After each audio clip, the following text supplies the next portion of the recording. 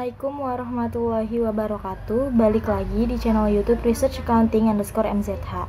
Nah, di video kali ini saya akan membahas dan juga mempresentasikan proposal metodologi penelitian saya yang berjudul Analisis Pengaruh Likuiditas, Modal Kerja, dan Struktur Modal terhadap Profitabilitas untuk menilai kinerja keuangan perusahaan. Studi pada perusahaan manufaktur sektor aneka industri yang terdaftar di Bursa Efek Indonesia periode tahun 2017 sampai dengan 2019. Sebelumnya, izinkan saya untuk memperkenalkan diri lagi. Nama saya Aulia Hairunisa dengan NIM 18622011197. Langsung saja pada bagian pertama, yaitu pendahuluan, berisikan latar belakang, rumusan masalah, dan juga tujuan penelitian. Adapun latar belakang yang diambil dalam penelitian ini yaitu profitabilitas sebagai acuan untuk mengukur kinerja keuangan perusahaan, di mana hal ini menjadi begitu penting untuk mengetahui apakah perusahaan telah menjalankan usahanya secara efisien. Selain itu, salah satu indikator yang digunakan untuk mengukur profitabilitas perusahaan yaitu Return on Asset atau ROA, di mana ROA ini mampu menunjukkan keberhasilan perusahaan untuk menghasilkan keuntungan. Kemudian pada saat ini industri manufaktur sudah berkembang pesat di Indonesia. Banyak perusahaan bermunculan dan melakukan suatu kegiatan manufaktur dan proses produksi, sehingga terdapat fenomena mengenai penurunan laba bersih pada PT Sepatu Bata Tbk, di mana sepanjang Januari sampai dengan Juni 2020 lalu penjualan neto emiten sepatu berkode saham Bata ini turun hingga 53,91%. Selanjutnya, setelah dilakukan review berdasarkan penelitian terdahulu, maka ditemukan research gap, yaitu keterkaitan antara variabel X dengan variabel Y. Yang pertama, ada likuiditas perusahaan memiliki pengaruh positif signifikan terhadap profitabilitas perusahaan. Yang kedua, ada modal kerja memiliki pengaruh positif terhadap profitabilitas. Kemudian yang ketiga, ada struktur modal tidak memiliki hubungan signifikan terhadap variabel yaitu profitabilitas.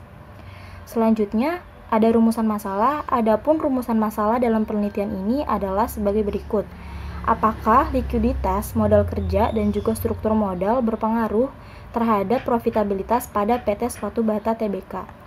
Selanjutnya ada tujuan penelitian, yaitu tujuan penelitian ini adalah untuk membuktikan secara empiris pengaruh likuiditas, modal kerja, dan juga struktur modal terhadap profitabilitas pada PT Sepatu Bata Tbk. Selanjutnya, pada bagian kedua, yaitu kajian teori, berisi grand teori, teori variabel Y, teori variabel X, X1, X2, X3, dan hipotesis penelitian. Adapun grand teori yang digunakan dalam penelitian ini adalah signaling theory atau teori sinyal, yang menjelaskan mengapa perusahaan mempunyai dorongan untuk memberikan informasi laporan keuangan kepada pihak eksternal. Selanjutnya ada hubungan teori sinyal dengan kinerja keuangan perusahaan, ialah pengungkapan yang semakin luas akan memberikan sinyal positif kepada pihak-pihak yang berkepentingan terhadap perusahaan atau stakeholder, maupun para pemegang saham perusahaan atau shareholder. Selanjutnya, ada profitabilitas. Menurut Sutrisno 2009, profitabilitas adalah kemampuan perusahaan dalam menghasilkan keuntungan dengan semua modal yang bekerja di dalamnya. Sehingga dapat ditarik kesimpulan bahwa profitabilitas merupakan kemampuan perusahaan dalam menghasilkan laba dengan menggunakan sumber daya yang ada di dalam perusahaan itu sendiri. Selanjutnya ada return on asset. Menurut Kasmir 2012 adalah rasio yang menunjukkan hasil atas jumlah aktiva yang digunakan dalam perusahaan. Selanjutnya ada variabel X, di mana X1-nya ini ada likuiditas menggunakan indikator current ratio, yaitu dihitung dengan cara membagi nilai aktiva lancar dengan utang lancar. Kemudian X2-nya ini ada modal kerja dengan menggunakan rasio perputaran modal kerja atau working capital turnover, yang merupakan salah satu rasio untuk mengukur atau menilai keefektifan modal kerja perusahaan selama periode tertentu. Kemudian X3-nya ada struktur modal dengan menggunakan rasio DER atau debt to equity ratio yang dihitung dengan membandingkan antara seluruh hutang dengan ekuitas. Selanjutnya ada hipotesis penelitian. Berdasarkan kajian penelitian yang berkaitan, maka menurut Bunga Asri, Novita, dan Sofi tahun 2015 menyatakan likuiditas berpengaruh positif signifikan terhadap profitabilitas. Kemudian menurut Hendra Yanti dan Muharam 2013, menyatakan adanya pengaruh yang positif dan signifikan antara equity to total asset ratio terhadap profitabilitas. Kemudian menurut Azlina 2009 menjelaskan bahwa tingkat perputaran modal kerja berpengaruh terhadap profitabilitas. Berdasarkan kajian yang terdahulu, maka dapat dibuat kerangka berpikir seperti berikut ini, yaitu X1, X2, X3 berpengaruh secara parsial terhadap variabel Y, yaitu profitabilitas.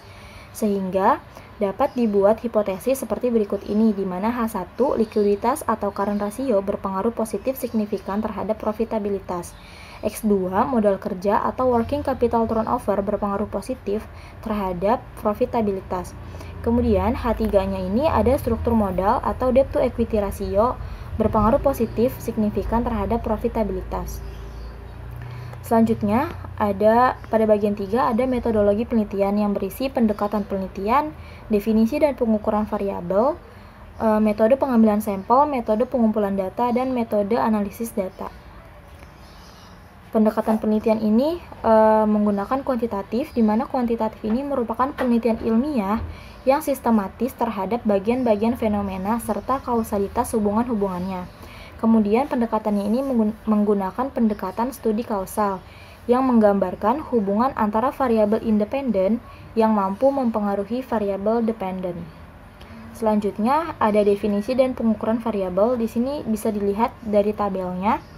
Yaitu yang pertama ada variabel Y-nya, yaitu profitabilitas menggunakan indikator return on asset atau ROA sama dengan laba bersih setelah pajak dibagi dengan total aset dengan skala rasio.